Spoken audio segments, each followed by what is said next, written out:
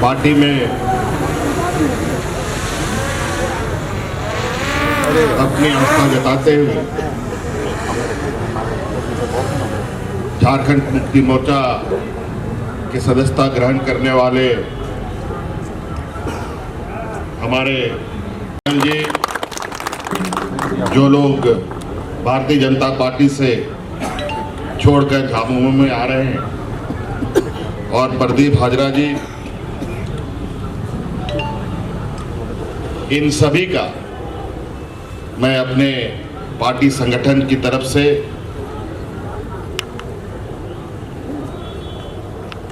और सभी पूरे संगठन की तरफ से इनका झारखंड मुक्ति मोर्चा में स्वागत करता हूं।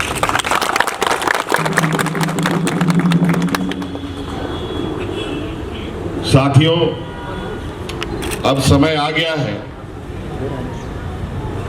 जब इस राज्य के मूलवासी आदिवासियों को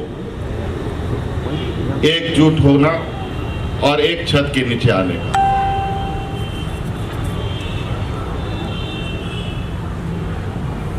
राज तो हम लोगों ने लड़कर ले लिया,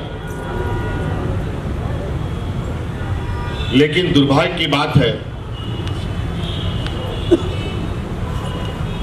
कि इस राज्य को चलाने का, दिशा देने का काम दुर्भाग्य से ऐसे लोगों के हाथ में चला गया जिन लोगों ने कभी इस राज्य की हित नहीं सोची, जो इस राज्य को अलग करने के घोर विरोधी लोग रहे। उन्हीं लोगों के जिम्मे में 20 सालों तक ये राज रहा। और आप ही बताइए, जिन लोगों को यहाँ के मूलवासी, यहाँ के आदिवासी, यहाँ के जल जंगल जमीन से कोई लेना देना ना रहा हो, वो इस राज्य के विषय में कैसे संवेदनशील हो सकते हैं?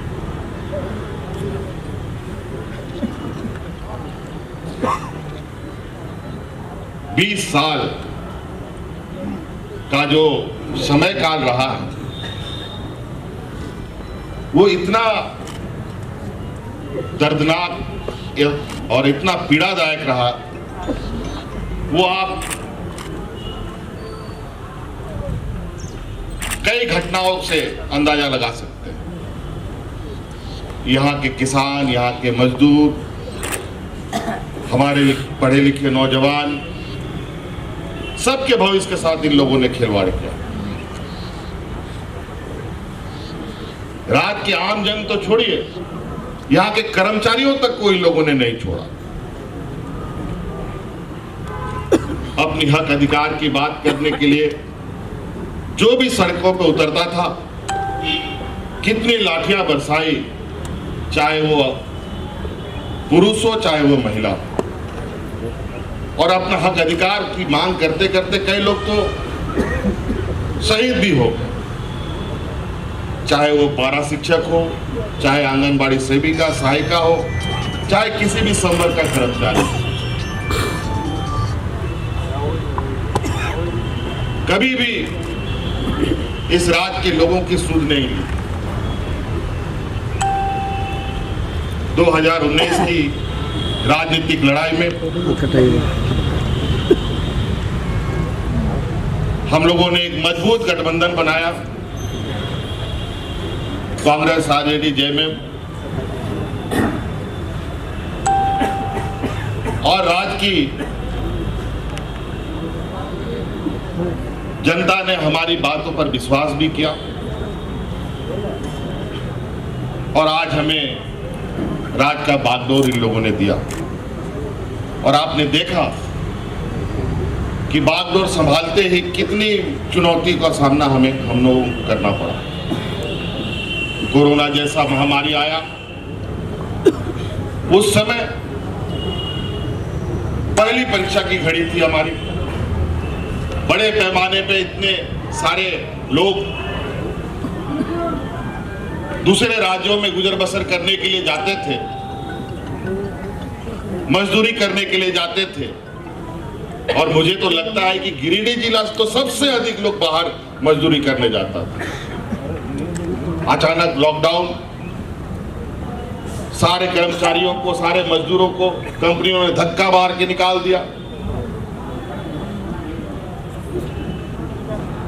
सब कुछ ठप पड़ गया और ऐसी स्थिति उत्पन्न हो गई कि लोग अपने घर तक भी नहीं आ पा रहे थे। ऐसे परिस्थिति में हम लोगों ने उन मजदूरों के साथ खड़ा होने का निर्णय लिया और उन मजदूरों को, चाहे वो ट्रेन से हो, बस से हो, हवाई जहाज से ला करके घर में भेजने का काम किया।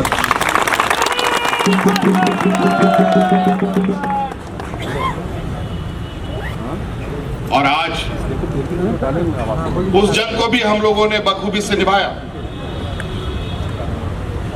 यहाँ के लोगों की संवेदनशीलता, यहाँ के लोगों की सेवा भाव ऐसे रही जो मुझे लगता है ऐसा मिसाल देश में कहीं नहीं मिले।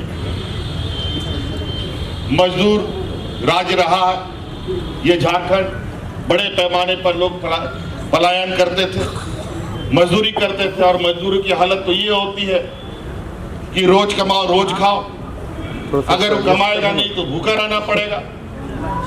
और ऐसा महामारी कि घर में रहता है तो भूखा मरता है, बाहर जाता है तो बीमारी से मरता है। ऐसे स्थिति में इस राज्य की हमारी आंगनबाड़ी दीदियों ने, महिला समूह ने गांव-गांव, पंचायत सरकार के द्वारा मुफ्त भोजन उपलब्ध कराने के काम में जुट गई। इतने महामारी में भी उन महिलाओं ने अपनी जान की परवाह न करते हुए उन मजदूरों को खाना खिलाने का काम किया।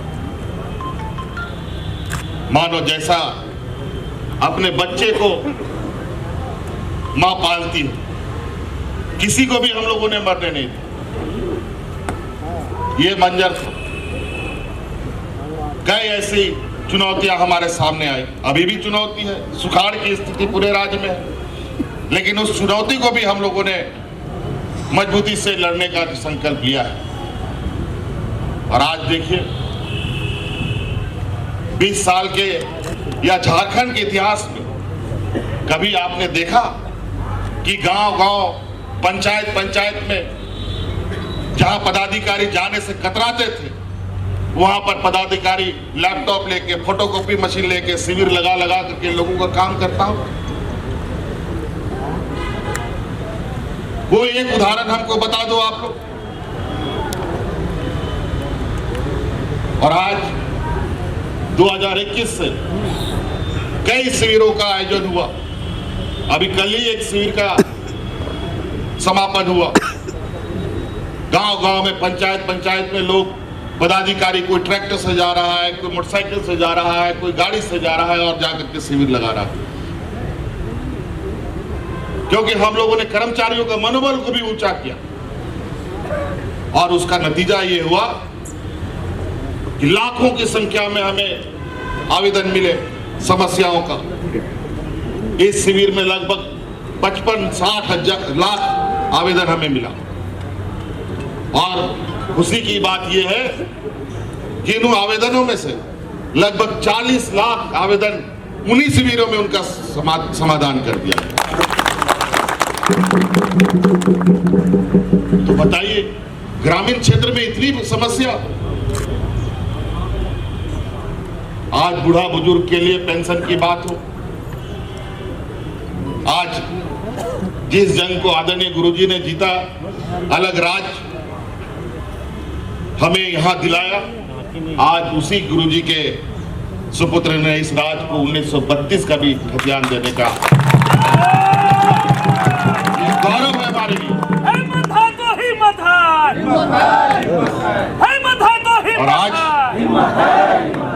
और आज हमारे ओबीसी भाइयों का जो अधिकार यहाँ पर जो 27% का मिलता था, हमारे विरोधियों ने तो जब सरकार बनाया उन्हीं लोगों ने खत्म कर दिया था। 27 से 14% कर दिया। पता नहीं क्या इनको समस्या थी हमारे ओबीसी भाइयों से। आज पुनः हम लोगों ने 14% को बढ़ाकर 27% का निर्णय लेकर के इस राज्य को अधिकार देने का संकल्प किया।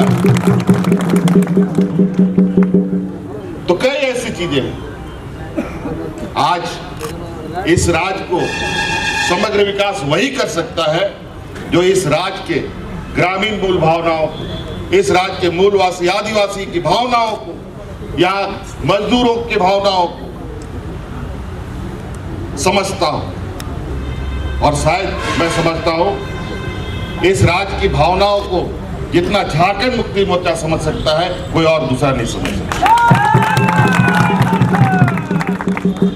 इसलिए साथी, अभी और भी हमारी बैठक है। कुछ षड्यंत्रकारी पनडुब्बी सब पानी से बाहर निकलने का कोशिश कर रहा है। उस षड्यंत्र को अभी नाकाम करने के लिए भी हम लोग तैयारी कर रहे हैं। और इस बात को अब आप लोगों को जवाब देना है, ये सब इस राज्य में ये षड्यंत्रकारियों का राज चलेगा कि यहाँ के मूलवासी आदिवासियों का राज?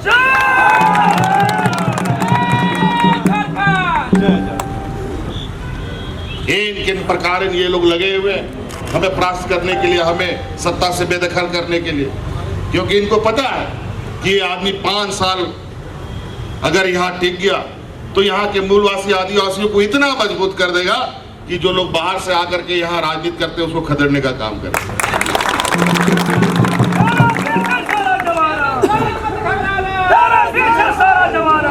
आप लोग खड़े रहिए, आप लोग डटे रहिए, मैं इन सब को एक एक करके देख लूंगा।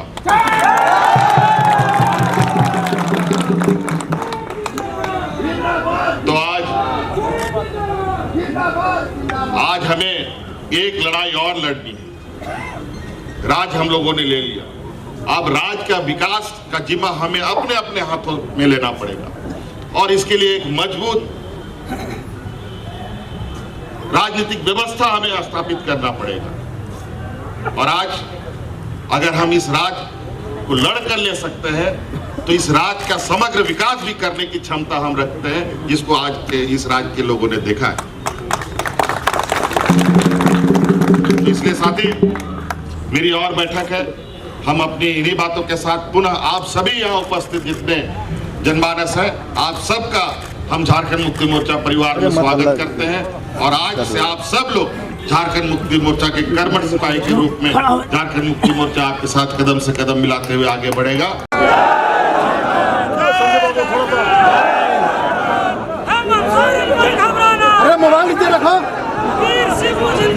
जिंदाबाद, हेलो भैया जिंदाबाद।